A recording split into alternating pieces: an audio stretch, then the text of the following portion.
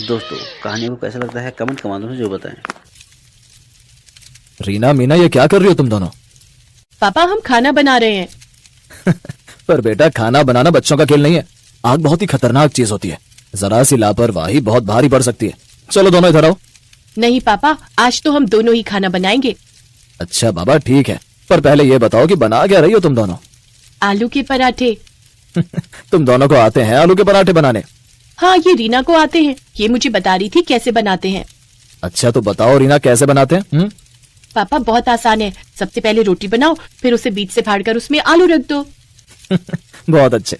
चलो आज पराठे तुम ही बनाना, पर मुझे तुम्हारी थोड़ी मदद तो करने दोगी ना? हाँ पापा, क्यों नहीं। इसके बाद अनिल ने झट से एक पतीली में आलू उबलने के लिए रख दिए। तभी उसकी बेटी रीना एक बड़े बर्तन में आटा निकाल लाई और फिर, पापा मैं आटा गूंथ दूं? हाँ लेकिन पानी धीरे धीरे करके डालना, वरना गरीबी में आटा गीला हो जाएगा। मतलब?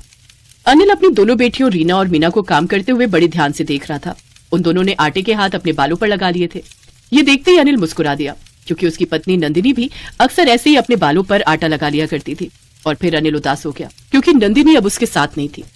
रीना और मीना को जन्म देने के बाद ही उसकी मौत हो गई थी, और तभी से अनिल अपनी दोनों बच्चियों को अकेले ही पाल रहा था। उस दिन रीना और मीना ने जी भर कर आलू के पराठे खाए और फिर, पापा आप नहीं खाओगे? नहीं अभी भूख नहीं है, मैंने 2 पराठे बांध लिए हैं। अच्छा मैं जंगल जा रहा हूँ लकड़ियां लाने। तुम दोनों कोई शैतानी मत करना और एक दूसरे का ख्याल रखना, ठीक है? इसके बाद अनिल दोनों बच्चियों के सिर पर हाथ फेर कर जंगल की तरफ चल पड़ा। कुछ ही देर में अनिल सूखी लकड़ियों की तलाश में जंगल के बीचों बीच आ गया। बेचारा थका हारा एक पेड़ की छांव में बैठ गया और फिर खुद से बोला, लकड़ियां बाद में ढूंढूंगा, पहले जरा अपनी भूख से निजात पालूं। इतना कहकर जैसे ही अनिल पराठे का पहला निवाला अपने मुंह के पास लाया, तभी उसे एक आवाज सुनाई दी, तुम तो अपनी भूख से निजात पालोगे, लेकिन मुझे इस कैद से निजात कब मिलेगी? कौन है? कौन बोला? क्या तुम मुझे सुन सकते हो? हाँ पर तुम हो कौन और कहाँ हो? सामने देखो, वो मटका दिख रहा है, मैं उसी के अंदर हूँ।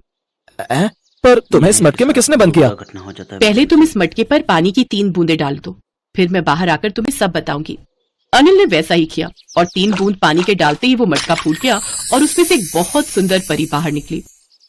तुम तो एक परी हो, पर तुम इस मटके में कैसे आई? मैं परियों की राजकुमारी हूँ। एक शैतान जादूगर ने मेरा जादू छीनकर मुझे इस मटके में बंद कर दिया था, पर तुमने मुझे आजाद कर दिया और साथ ही मेरी शक्तियां भी लौट आई। कैसी शक्तियां? मैं कुछ भी कर सकती हूँ। कहो तो तुम्हारा भविष्य बताऊं?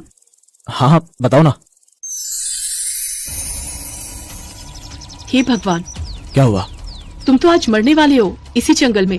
तुम्हें एक जहरीला सांप डस लेगा। मेरी 2 छोटी बच्चियां हैं, मैं मर गया तो वो अनाथ हो जाएंगी। अब भगवान के लिए मुझे बचा लो। विधि का विधान कोई नहीं बदल सकता, पर मैं तुम्हारे उपकार का बदला जरूर चुकाऊंगी। मैं तुमसे वादा करती हूँ कि तुम्हारे मरने के बाद मैं तुम्हारी बेटियों का ख्याल रखूंगी।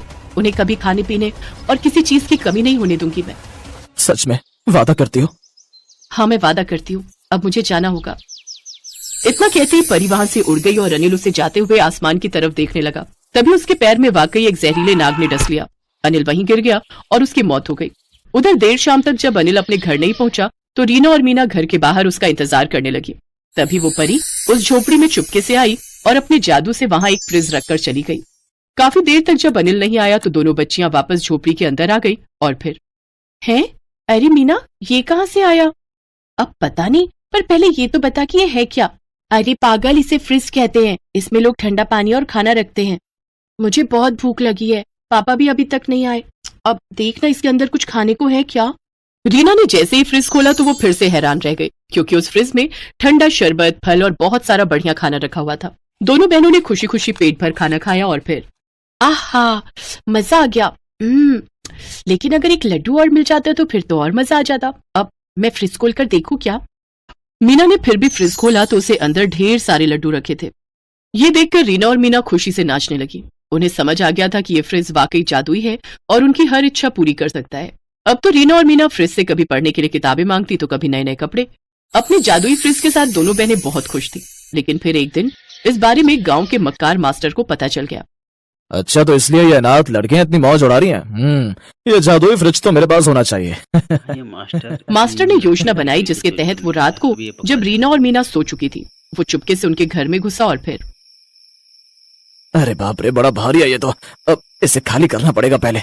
जरा देखूं तो क्या बढ़िया चीजें भरी हैं इस जादुई फ्रिज में। ये सोचकर मास्टर ने फ्रिज खोला तो उसमें से ढेर सारे जहरीले सांप बाहर निकलने लगे। मास्टर बुरी तरह चीखा जिससे रीना और मीना की आंख खुल गई और फिर, मास्टर जी, चोरी करना बुरी बात है।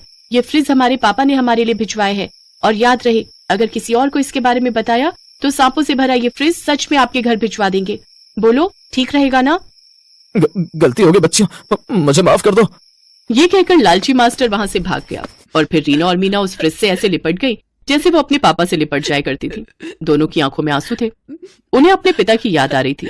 तभी मीना ने फ्रिज खोलकर देखा तो अंदर आलू के पराठे थे जिनका स्वाद बिल्कुल उनके पापा के बनाए पराठों जैसा था।